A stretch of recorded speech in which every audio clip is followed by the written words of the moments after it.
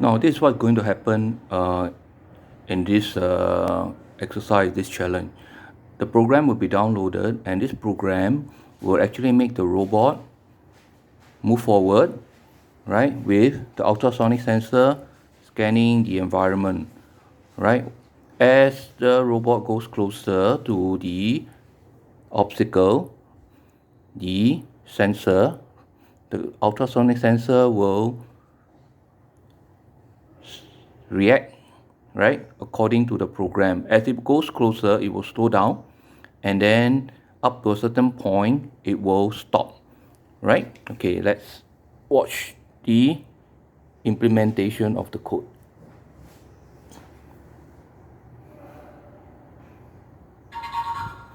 Have to move, slow down, and stop. Right, as I move the robot, the wall away, it will continue to follow and stop. Okay,